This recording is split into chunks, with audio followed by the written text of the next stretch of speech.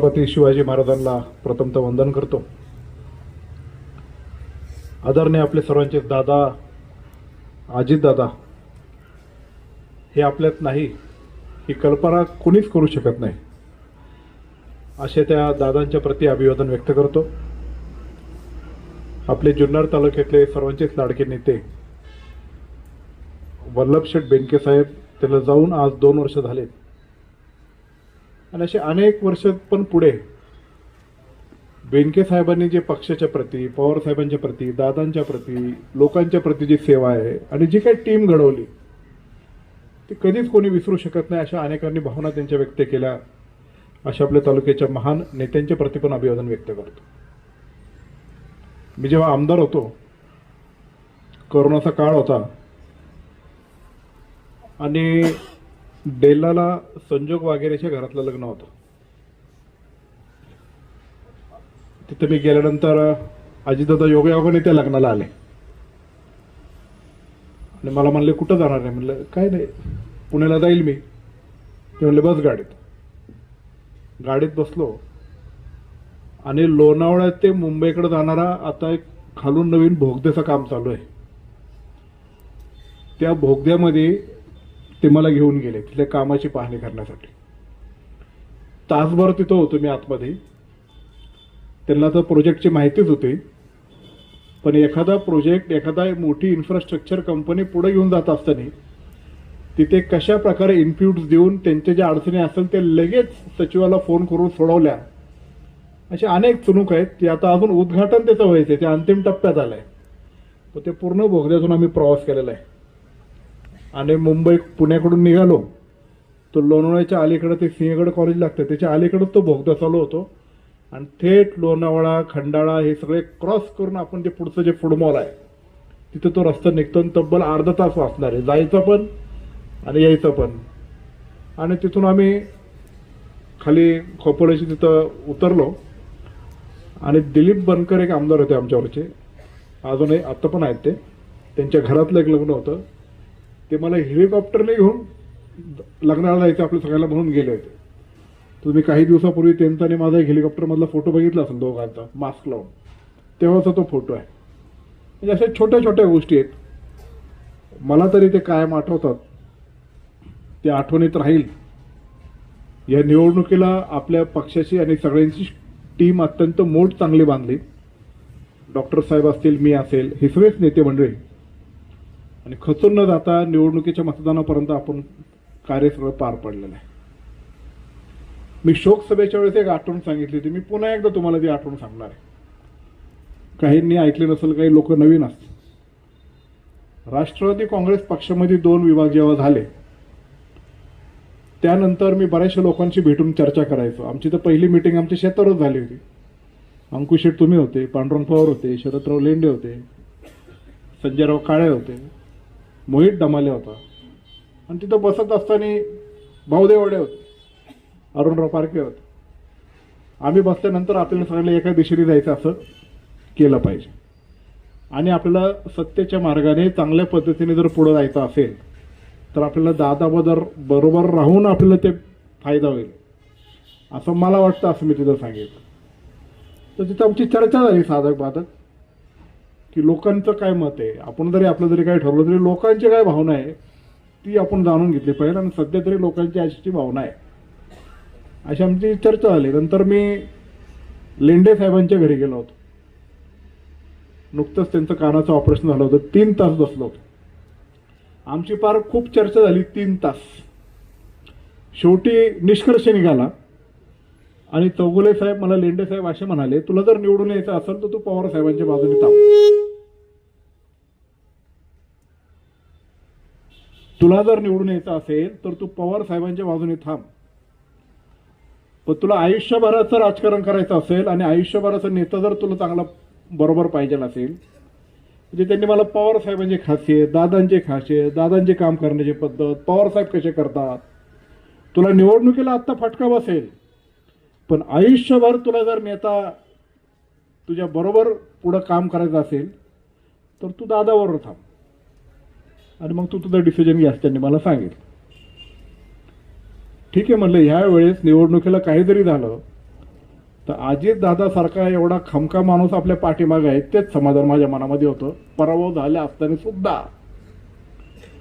पण लेंडे साहेब आयुष्यभराचा नेता कुठे गेला होता माझा? काय करणार पुढे? हा प्रश्न माझ्यासारख्या अनेकांच्या मनामध्ये पोचतो. आणि पुढे जात असताना एवढा ताकदीचा नेता, ज्यांच्या जीवावर आपण सगळ्या गोष्टी करत होतो, तो जर आपल्यामध्ये नसला तर पुन्हा एकदा सुरुवातीपासून शून्यापासून वल्लभशेठ बेनके साहेबांचा दोनदा पराभव झाल्यानंतर जेव्हा सगळे एकत्र आले पुढे गेले, तशीच परिस्थिती आता परत निर्माण झालेली आहे. सगळेजण म्हणतात की आपल्याला परत पुढे केलं पाहिजे, एकत्र केलं पाहिजे, 2029ला अतुलला आमदार केलं पाहिजे. मला पुन्हा एकदा सगळ्यांना सांगणं आहे की मीच आमदार व्हावा अशी माझी इच्छा नाही. पण बाबांनो, सगळ्यांना विनंती आहे, एकमेकाचा सगळ्यांचा स्वार्थ बाजूला ठेवा. पण आमदार राष्ट्रवादी काँग्रेस पक्ष आणि आता जी उद्धव बाळासाहेब ठाकरे पक्ष एकत्र आले त्यांचंच करा, मग कोणीही करा. आणि सर्वांमध्ये आपण एकत्रित मिळून निर्णय घेऊ. आणि ज्यांना व्हायचं असेल किंवा होतच का, आपण काही वावगं समजत नाही, पण तशा पद्धतीने वाटचाल आपल्याला केली गेली पाहिजे. नाहीतर काय होतं, आपण अनेक निवडणुका बघतो. ठीक आहे, विधानसभेला जे घडलं, मी काही दोष देत नाही कोणाला. माझा वैयक्तिकरित्या माझा जरी पराभव झाला असेल तर कुठल्याच व्यक्तीशी माझा रोष नाहीये. का तर परिस्थितीच तशी होती. जेव्हा जेव्हा लेंडे साहेबांनी सांगितलं, अनेकांना ते माहित आहे की तालुक्यामध्ये विकासाचा निधी देत असताना अजितदादांनी कुठं मागं पुढं पाहिलं नाही.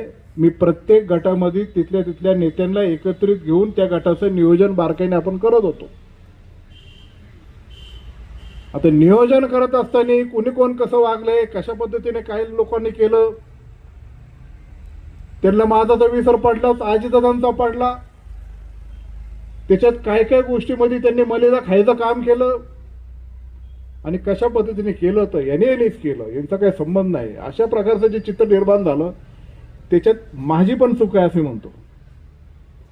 पण इथून पुढं आपल्याला जात असताना आपला जो नगरसेवक असतील, आपले जे जिल्हा परिषद सदस्य असतील, ज्या परिस्थितीतून ज्या प्रसंगातून आपण निवडून आलोय त्याचं भान पक्षाच्या प्रती आपण काहीतरी देणं लागतो याचं ठेवलं गेलं पाहिजे. आता जिल्हा परिषदेचे सत्ता राष्ट्रवादीचे, आपल्या सगळ्यांचीच भावना आहे की जिल्हा परिषदेचं एखादं मानाचं पद आपल्या तालुक्यात आलं पाहिजे. येणार ना, का नाही येणार? मी तसा आग्रह धरणार आहे. पण ते आल्यावर यांच्यातच नाराजी नाही झाली पाहिजे. जसं काही गोष्टी घडतात, काय प्रत्येकाला आपण न्याय देऊ शकत नाही, पण आपण जिल्हा परिषदेतून काय प्रसंगातून पुढे गेलो, तिकिटापासून प्रचारापासून सगळ्या गोष्टी म्हणून हे सगळे लोक, ही सगळी नेते मंडळी आपल्यावर राहिले ना. मग नाही पुढचं एखादं पद लगेच मिळालं किंवा काहीतरी गडबड झाली किंवा पक्षाने एखादी पॉलिसी ठरली असेल सगळ्यांनी मिळून, त्याच्यानुसार दोष देऊन परत आता कोण काय करल ह्या निवडणुकीमध्ये आता प्रत्येकाने, तुषार भाऊ तुम्ही ओझरचा उल्लेख केला, जेव्हा सगळेजण आपण सगळं देण्याच्या माध्यमातून एखाद्याला पुढे तिथं नेतो आणि कसोटीच्या आव्हानाच्या संघर्षाच्या काळातच तो त्याच्या स्वार्थासाठी जर आपल्यावर नसेल तर काय करायचं? बरेच जण निवडणूक झाल्यानंतर काहींचे मला फोन आले होते, म्हणजे पलीकडे गेल्यांचे नाही, आपले शुभचिंतक, झाले निवडणूक, झाला असं, हाय चांगलं आहे, झालं असं काय करायचं, पण आता जुळून घ्या. काय करायचं मला तुम्हाला सांगायला विचारायचं.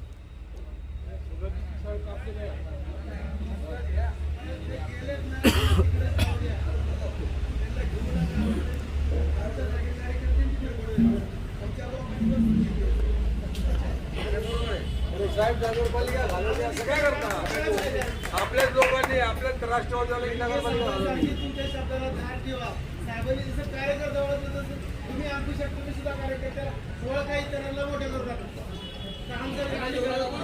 आपली, परत मी तुम्हाला सांगतो, आपली जी संघटना आहे आपण काय एकमेकाचे कामगार किंवा पगार घेणारे माणसं किंवा मी तुमचा मालक किंवा हे कोण मालक असं काही नाही.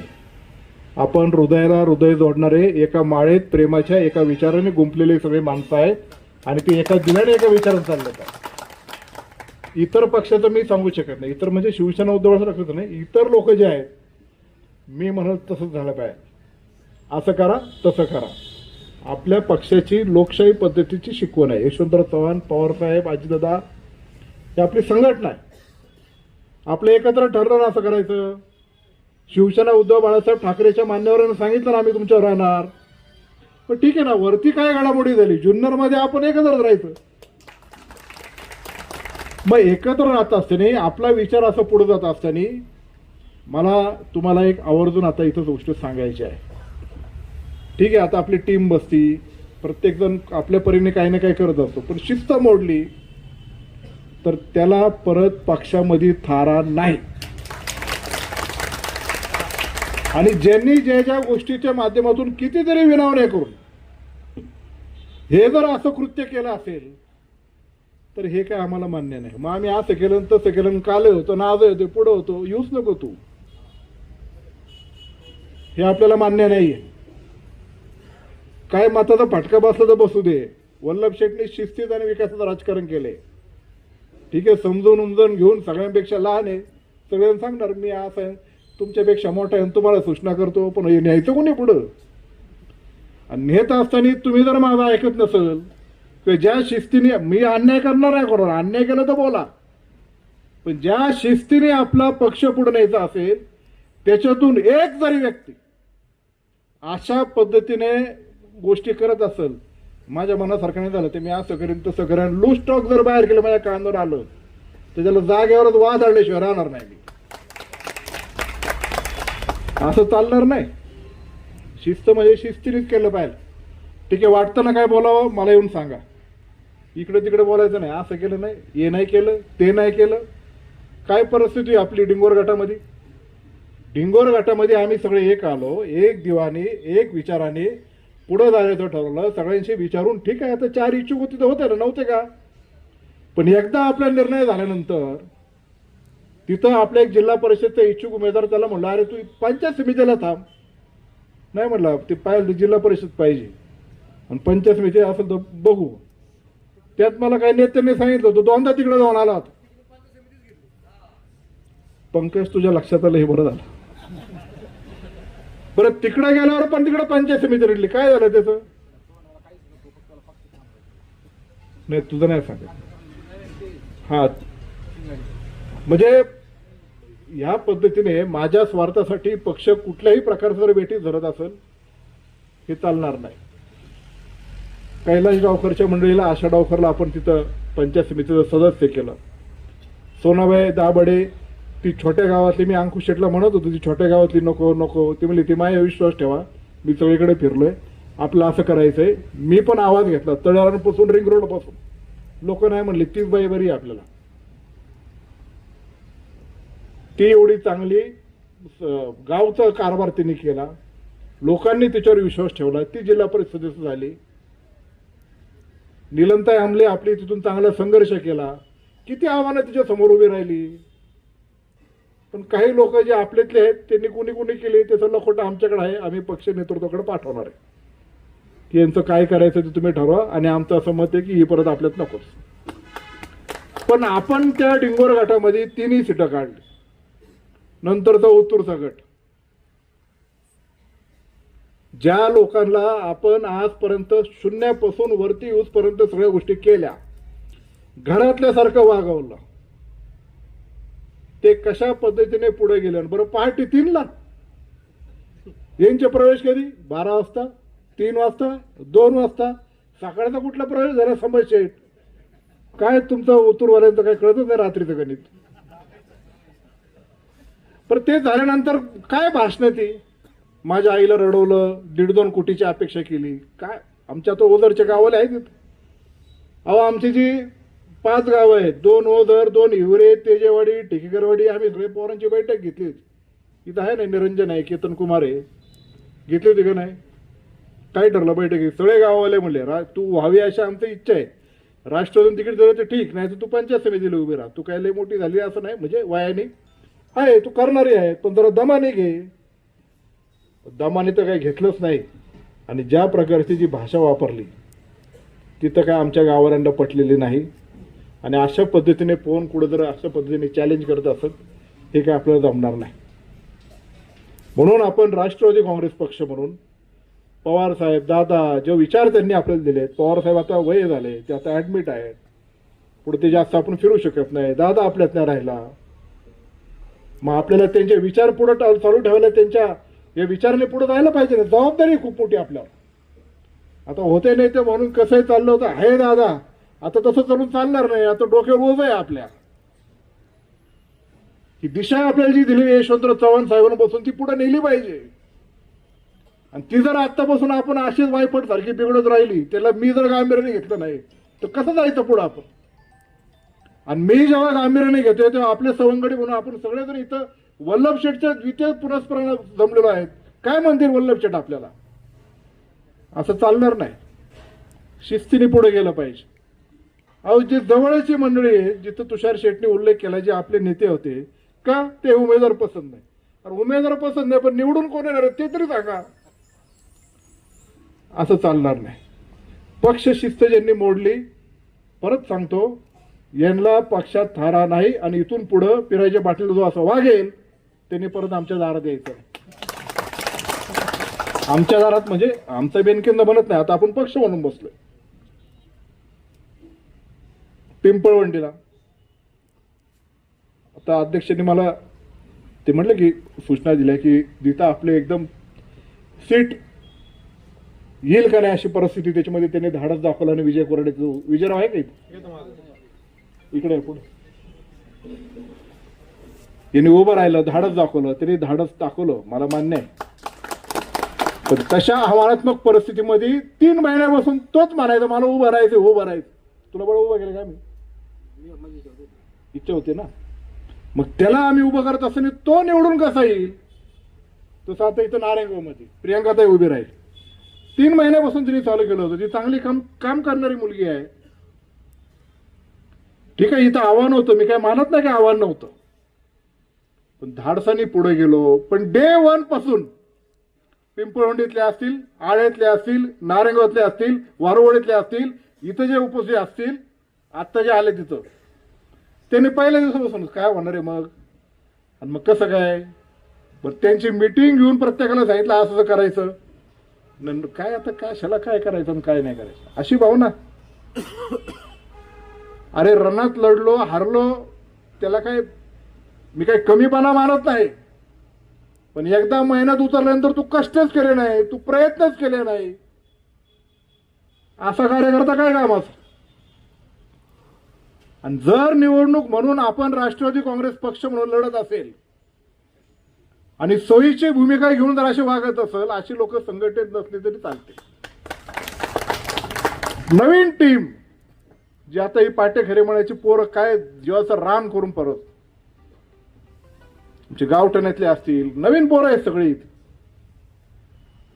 ते वारोवाडीमध्ये जेव्हा जेव्हा मोठे मोठे नेते उलागले तिथं सगळी तरुणांनी हातात इलेक्शन घेतली आणि तिथं सबस्टॅन्शनल चांगले वोट्स आहे अशा प्रकारची वारोडीची परिस्थिती. मी त्यांना घेऊनच पुढे जाणार आहे. आता यांच्या इथं प्रत्येक गावात असेल, प्रत्येक ठिकाणी पोचला, लढला, पेनिट्रेट केलं, सगळं बोललं. पण जेव्हा उमरतचा याचा कार्यक्रम झाला होता ना, तेव्हा मी याच्या कानात एक वाक्य सांगितलं होतं. काय सांगितलं? माईक नाही सांग. शेठ असं मला म्हणाले होते, समाजामध्ये जगामध्ये प्रसिद्धी मिळवणं फार सोपं आहे, पण लोकप्रियता मिळवणं फार अवघड असतं.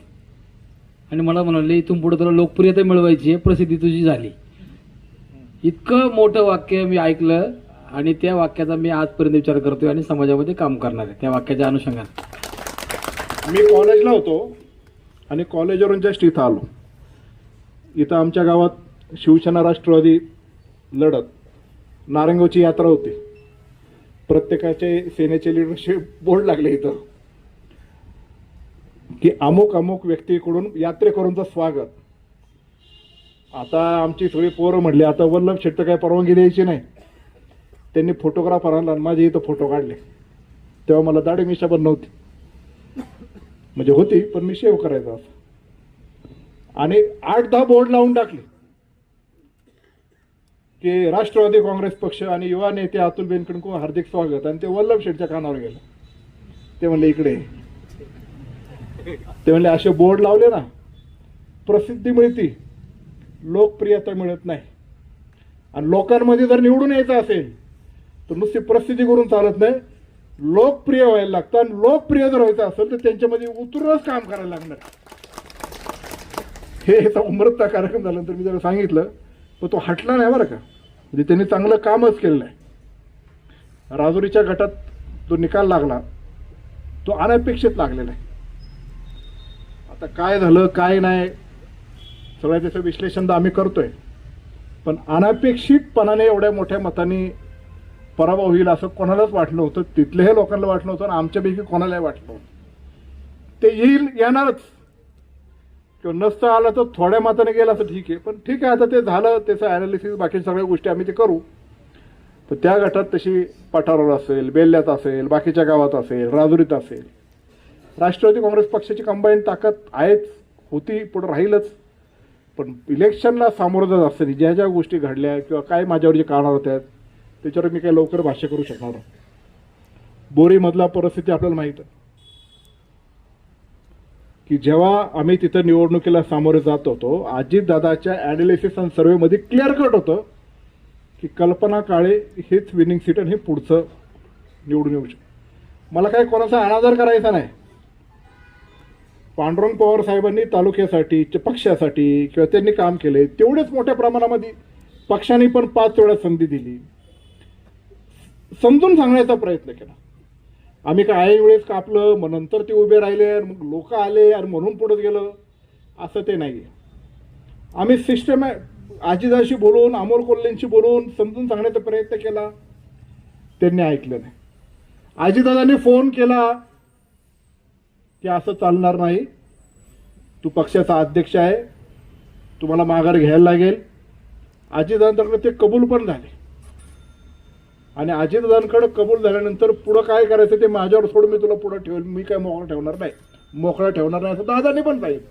आणि तसं अजितदादांनी मला सांगितलं. त्याच्यानंतर मी पण त्यांच्या घरी गेलो होतो, संभाषण होते माझ्यावर, सांगितलं असं असं आहे, ते सगळ्या गोष्टी केल्या. त्यांनी ते मान्य आहे मला सगळं, पण ही पोर ऐकत नाही. पोर ऐकत नाही, 2 दिवस उड्या मारतील, तुम्ही ऐकलं पाहिजे. ठीक आहे बघतो म्हणले. त्यांनी काय नाही. वळसे पाटील साहेबांकडे मिटिंग झाली, संजयराव काळे नव्हते, गुलाब शेंडेकर होते. काय तुम्ही होते, संजयराव काळे साहेब होते. पण तिथं पण वळसे पाटील साहेबांची तब्येत बरी नव्हती आणि त्यांची तब्येत खरीच बरी नाही. ते इलेक्शनला पण कुठं नव्हते, निकालाला पण नव्हते. त्यांना इन्फेक्शन त्यांच्या चेस्टमध्ये झाल्यामुळे त्यांना मुंबईला ॲडमिट सुद्धा करायला लागलं होतं. हो म्हटले, लोकांशी बोलतो आणि करून टाकतो, नाही घेतलं. ज्या दिवशी माझा त्या गटात दौरा होता, पूर्ण दिवसामध्ये मी जिथे जिथे जाईल माध्यमांच्या माध्यमातून फोन करून की ह्या गटात आम्ही येतोय आणि त्यांच्या विरुद्ध आम्ही प्रचार करायचा, आम्हाला पण पटत नव्हतं म्हणून त्यांना मी रिक्वेस्ट केली. सगळा दौरा संपल्यानंतर आम्ही रात्री गेलो. किती वाजता गेलो? रात्री 1:30-2 वाजता गेलो. तासभर बसलो. ते जाऊन दे म्हणले, आपल्या आपल्या साहेब असं होणं योग्य नाही. पण ते काय ऐकण्याच्या मानसिकतेमध्ये नव्हतेच. आणि ऐकण्याच्या मानसिकतेमध्ये नसताना सुद्धा नंतर पुढच्या निवडणुकीच्या वेळेस काय काय केलं त्याच्याबद्दल मला काय भाष्य करायचं नाही. कोणी कोणी काय काय त्यांच्या प्रती उभाच राहावं म्हणून केलं हे पण मला सगळ्या गोष्टी पाहिजेत, पण ते पण मला बोलायचे नाही. पण मी वयाने लहान आहे, पक्षामधला माझा कार्यकाळ सीमितच आहे. पण तालुक्याचं नेतृत्व करत असताना माझ्यावर जी जबाबदारी असेल, पक्ष शिस्त म्हणून प्रत्येकाने हे पाळणं गरजेचं आहे. मग तिथं आपला राष्ट्रवादी काँग्रेस पक्षाचा सीट निवडून येण्यासाठी आम्हाला पण एक नेते म्हणून, कार्यकर्ते म्हणून प्रत्येक गावात कशा कशा पद्धतीने काय काय रणनीती आखायला लागेल त्या आखण्याचा प्रयत्न केला आम्ही. आणि त्यातून राष्ट्रवादी काँग्रेस पक्षाला चांगल्या प्रकारची मोठी साथ तिथं दिली.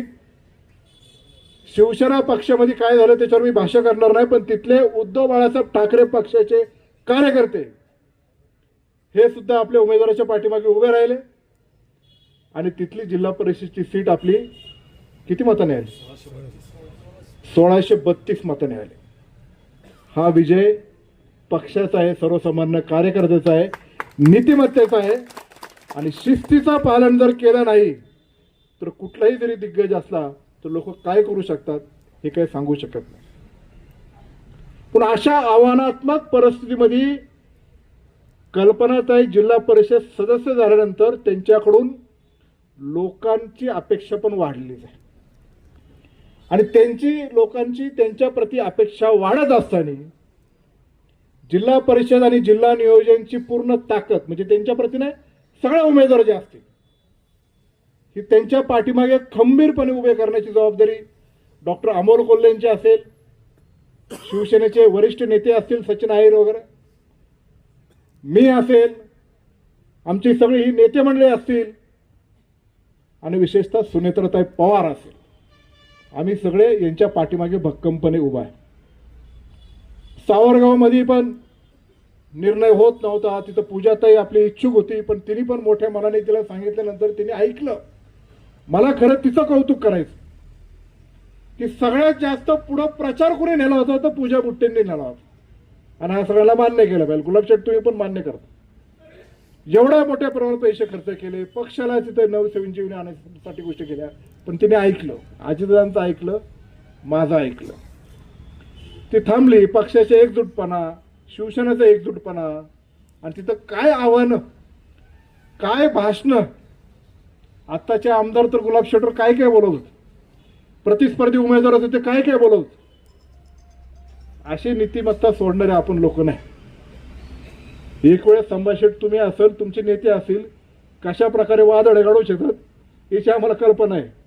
पण आम्ही तशाप्रमाणे पुढं बोलत नाही किंवा वागत नाही. पण अशा पद्धतीने एखाद्या उमेदवारहीन पद्धतीची भाषा वापरणं हे योग्य नाही. पण गुलाबशेठची सीट निघाली याच्यात आमच्या राष्ट्रवादी काँग्रेस पक्षाला खूप मोठा आनंद आहे. मग सगळेच तिथले अमित असेल किंवा महादू शेठला पण चांगले मतं मिळाली. वरती माहीत आहे उभे असताना तिथं तर अख्ख्या संचाच्या संच.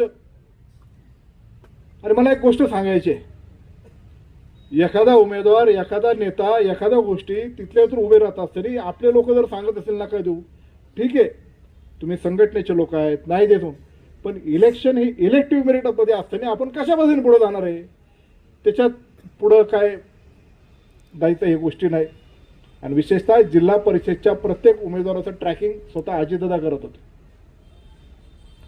आणि म्हणून तिथे एखादा निर्णय झाल्यानंतर ज्यांनी अजितदादा असतील, अतुल बेनके असेल, त्यांच्या माध्यमातून जे काही वैभव प्राप्त केलेलं आहे त्यांनी असं वागावं. आणि अजितदादा आपला नेता गेल्यानंतर अशा कसोटीच्या प्रसंगामध्ये असं वागावं विनंती करून सुद्धा हे योग्य नाही.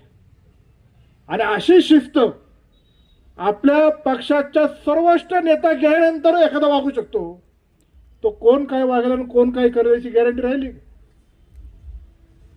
अहो, इथं आपण एक जीवानी एका विचाराने सर्वजण इथे एकत्र झालोय आणि उद्या तुमच्यासाठी आम्ही सगळ्या गोष्टी करायची.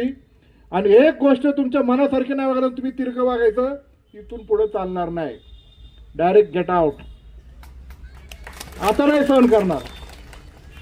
जुन्नर शहरामध्ये निवडणूक लढलो, खरं उपकार आहे. इधर शादी खानाला किती निधी दिला? 2 कोटी रुपये दिला. म्हणजे मुस्लिम लोकांना लग्न करण्यासाठी त्यांचा हक्काचा ठिकाण म्हणून आपण तिथे शादीखाना उभा केला. बेनके साहेबांनी 1 कोटी रुपये दिला. नंतर मी आमदार झाल्यानंतर 1.25 कोटी रुपये दिला आणि ते आपण इमारत पूर्ण केली. ती इमारत किती भव्य आहे ती बघा. आणि एवढ्या सगळ्या गोष्टी करत असताना फक्त सेक्युलर वोट डिस्ट्रीब्यूट व्हावेत म्हणून काही लोकांनी एक नगराध्यक्षाचा उमेदवार प्लांट केला आणि आपली सत्ता घालवण्याचं काम केलं. ठीक आहे, त्यांनी निवडणुकीची स्ट्रॅटेजी वापरली किंवा त्या पद्धतीने पुढे गेला. पण आता काय, आता कोण आहे बघायला? ज्या चांगल्या मनाने राष्ट्रवादी काँग्रेस पक्ष म्हणून आम्ही पुढे जातो. राष्ट्रवादीमध्ये मी जेव्हा जेव्हा राष्ट्रवादी म्हणतो तेव्हा दोन्ही राष्ट्रवादी म्हणतो. आता दोन्ही राष्ट्रवादी काही एक वेगळे नाहीये. आमचे 2 अध्यक्ष आहेत, तुषार आणि विकास. हे दोन्ही अध्यक्ष म्हणून जॉईंटलीच काम करणार आणि युबीटीचे आपले 100% पुन्हा आपण जेव्हा तिथं जुन्नर शहराच्या दृष्टिकोनातून एका दिलाने एका विचाराने काम करतो, त्याचं भान मात्र प्रत्येकाने ठेवलं पाहिजे आणि त्या दृष्टिकोनातून पुढे जात असताना निवडणुकीचा काळ असेल त्याची स्ट्रॅटेजी कशी आखली पाहिजे, कशा पद्धतीने आपण पुढे जायला पाहिजे याचा विचार आपण प्रत्येकाने केला पाहिजे. आता पंचायत समितीची मेजॉरिटी आपल्याकडे नाही, म्हणून सभापती उपसभापती कशा पद्धतीने पुढे जायचं हे आता देवालाच माहिती. हा ते आता तेव्हा होईल तेव्हाच आपण बघू.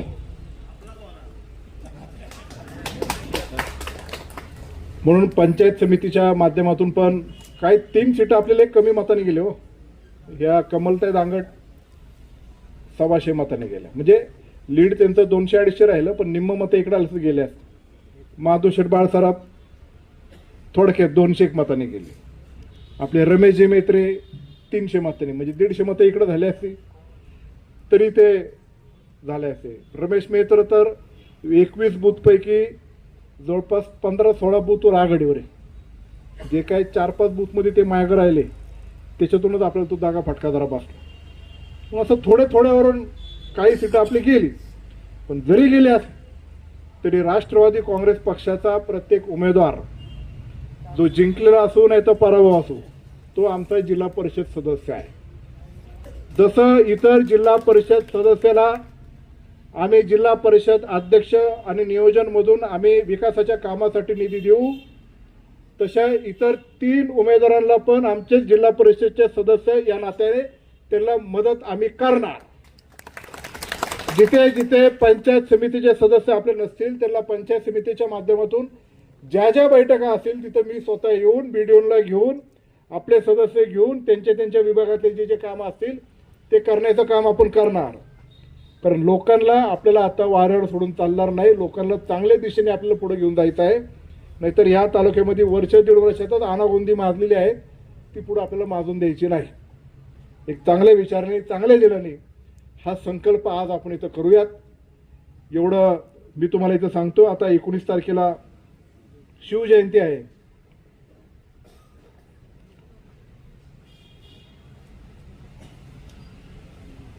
सांगितलं काय?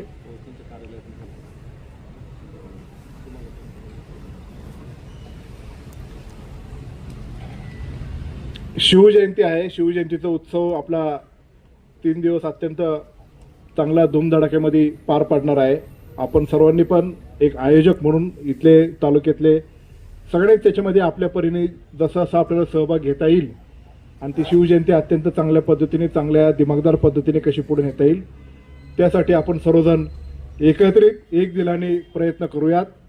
आणि पुढचे आपले जे अजून कार्यक्रम असतील, मी तरी आता विधानसभेची निवडणूक झाल्यानंतर थोडंसं माझ्या वैयक्तिक कामधंदा असेल किंवा सगळे वेगळ्या पद्धतीने सगळ्या गोष्टी झाल्यामुळं थोडंसं अलिप्त झाला असेल, पण आजपासून मी त्या दिवशी सांगितले, आजपासूनही सांगितले, आजपासून त्या दिवशी सांगितले, आजही ते सांगतोय की जुन्नर तालुक्याचा आमदार म्हणूनच मी इथून पुढं काम करत राहणार. आपल्याला स्टेट गव्हर्नमेंटचे, DPCचे, नाबार्डचे, इतर जिल्हा परिषदचे जे नियोजनाचे काम करायचे, जे आपल्या तालुक्यात दौरा करायचे, जे MSCBचे प्रश्न असतील, महसुलीचे असतील, आपले इरिगेशनचे असतील, त्या पद्धतीनेच आपल्याला पुढे आता काम चालू ठेवायचे. आणि 24 hours 7 days मी पण माझी कात टाकून अजितदादा जसं काम करत होता तसे काम करायला मी सुद्धा काही दिवसापासून सुरुवात केली आणि इथून पुढे ते करत राहणार. कारण ती जबाबदारी आपल्यावर आहे आणि अजितदादांचा विचार आणि अजितदादांचं कार्य हे आपल्यामध्ये जिवंत ठेवून पुढे नेण्यासाठी मी कटिबद्ध आहे. म्हणून जिथे जिथे ज्या गोष्टी असतील ते पुढे आपल्याला नेल्या पाहिजे. आणि अजून एक गोष्ट मला सांगायची, आपली पक्षाची संघटनेची ताकद आता एक जमाई झाल्यामुळे एक तर चांगली झालीच आहे, पण लोक, सर्वसामान्य लोक ज्यांनी आपल्याशी फितुरी केली ते म्हणत नाही, पण जे लोक अजून इतर नवीन तरुण आहेत, महिला आहेत, युवती आहेत, त्या संघटनेमध्ये आपल्याला ती वाढ करायची आहे. आणि स्पेशली संघटनेच्या वाढीसाठीच जुन्नर तालुक्यामध्ये प्रोग्राम आखून आपले दोन्ही तालुका अध्यक्ष असतील, दोन्ही युवकचे अध्यक्ष असतील, दोन्ही महिलांचे अध्यक्ष असतील आणि इतर सेलचे जे अध्यक्ष असेल, आम्ही रचनात्मक त्यांच्यावर बैठक घेऊन कशा पद्धतीने आपण प्लॅनिंग करू शकू, जे इतर सिनियर लोक असतील त्यांच्याबरोबर करून मी स्वतः वैयक्तिक त्यांच्याबरोबर फिरून आपण गावोगावी वाड्यावाड्या जाऊन ते संघटनेचे बांधकाम करण्याचा निश्चित प्रकारे प्रयत्न करूयात. माझी सगळ्या निवडून आलेले नगरसेवक, सर्व निवडून आलेले जिल्हा परिषदचे सदस्य, सर्व निवडून आलेले पंचायत समितीचे सदस्य यांना सगळ्याला मला परत एकदा सांगणं आहे की तुमच्या विजयामध्ये तुमच्या प्रत्येकाची इंडिव्हिज्युअल उमेदवारीची कर्तबगारी जरी असली, तुमच्या कुटुंबाशी जीव ओतला आणि त्याच्यातून तुम्ही जे जे गोष्टी केल्यात ती कर्तबगारीशिवाय तुम्ही निवडून आले असते याची आम्हाला मान्य आहे. पण निवडणूक लढत असताना ही जी आपली हजारोच्या संख्येने पक्षाचे कार्यकर्ते आहेत, तिन्ही पक्षाचे, राष्ट्रवादी काँग्रेस, पुन्हा सांगतो राष्ट्रवादी काँग्रेस पक्ष म्हणजे दोन्ही राष्ट्रवादी, शिवसेना, UBT, RPI, आता सगळेच UBT जरी आपल्यावर आली तर काहींना ते वावगं ते येणार नाही, तो विषय सोडून द्या, ती आलीच नाही केलीच नाही, जी आली ती म्हणतो. या सगळ्यांच्या जीवावर तुम्ही चांगले मतदान केलेलं आहे आणि म्हणून पुढे जात असताना कुठल्याच पक्ष शिस्तीला बाधा पोचेल अशा प्रकारचं वर्तन कुणीही करता कामा नये. आणि आपले जे नेते असतील, आदरणीय पवार साहेब असतील, आदरणीय सुनेत्रा वहिनी असतील किंवा हे सगळे मंडळी असतील, आपल्या आचरणे, आपल्या विचारण्याने, आपल्या वागण्याने एक जबाबदारी तुमच्याकडे आलेली आहे. जुनी एक म्हण होती, ती किंवा म्हणणार नाही, पण तो म्हणीची आठवण करून देतो. वल्लभशेठ सारखे म्हणायचे, उतू नका, माजू नका, दिलेला वसा टाकू नका, आणि पराभव जरी झाला असेल तर खचून जाऊ नका, परत उमदेने आपण पुढं चांगल्या ताकदीने उभं राहू. आणि जेव्हा आता पराभव झाला असेल, लोकांना वर्ष 2 वर्षात वाटलं पाहिजे होतं की हाच असता तर बरा झाला असता, त्या ताकदीने त्या जिद्दीने आपण पुढं जाऊ. एवढं सगळ्यांनी चांगलं भान ठेवावं अशी मी तुम्हाला विनंती करतो. माझं भाषण झाल्यानंतर इथे आपण प्रत्येक जिल्हा परिषद सदस्य उमेदवार, म्हणजे पराभूत असं नाही तर निवडलेला असो, अशांचा आपण मान्यवरांच्या हस्ते सत्कार करणार आहे. प्रत्येक नगरसेवक जे आपले इलेक्शन लढले त्यांचाही आपण सत्कार करणार आहे. इथं नाश्त्याची व्यवस्था आमच्या बेनके परिवाराने इथे केलेली आहे, त्यासाठी आपण करावं. आतमध्ये बेनके साहेबांनी अजितदादांच्या प्रतिमेस पुष्पहार किंवा पुष्पांजली अर्पण करून आपणही तिथं जावं.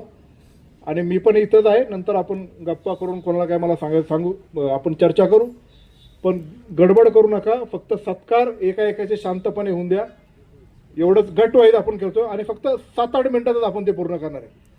बसवरून राहा, हात वर करून आळस देऊ नका, फक्त 5 मिनिटं बसा. धन्यवाद. जय शिवराय. अंकुश शेटला सांगणं आहे की सुनेत्रा वहिनींच्या ऑफिसमधून निरोप आला आहे की नवनिर्वाचित जिल्हा परिषद व पंचायत समिती सदस्य, तालुका अध्यक्ष यांची तालुकानिहाय आढावा बैठक सकाळी 10 वाजता 13 तारखेला VVIP सर्किट हाऊसवर त्यांनी तिथं बोलवलेलं आहे. पण जात असताना आपल्या सगळ्यांना जायचं आहे, म्हणजे दोन्ही तालुका अध्यक्ष, प्रमुख नेते, तुम्ही सगळेजण, गुलाबशेठ पारखे, कारण जुन्नर तालुक्यासाठी आपण सेपरेटली बसून त्यांना जुन्नर तालुक्यामध्ये आम्ही काय करणार आणि कशा पद्धतीने पुढे जायचं ते आपण त्यांना सांगणार आहे. पण आता उद्या तुमच्याकडे दौरा असल्यामुळे आपण कार्यक्रम झाला तर चर्चा करू जरा, कारण मला पण जरा कन्फर्म करू द्या. एक नाव घ्या पटापट.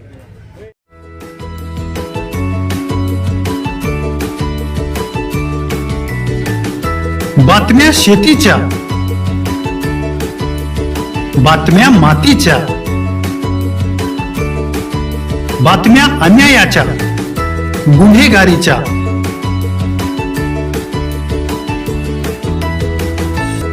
राजकारणाच्या आणि समाजकारणाच्या,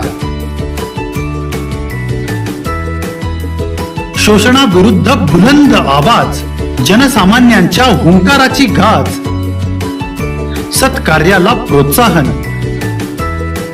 दुष्कृत्याला अनुशासन,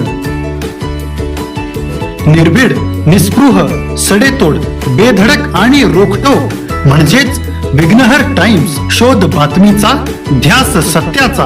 आपलं चॅनल, आपली बातमी. सबस्क्राईब तर कराच, पण बेल आयकॉनवर क्लिक करायलाही विसरू नका.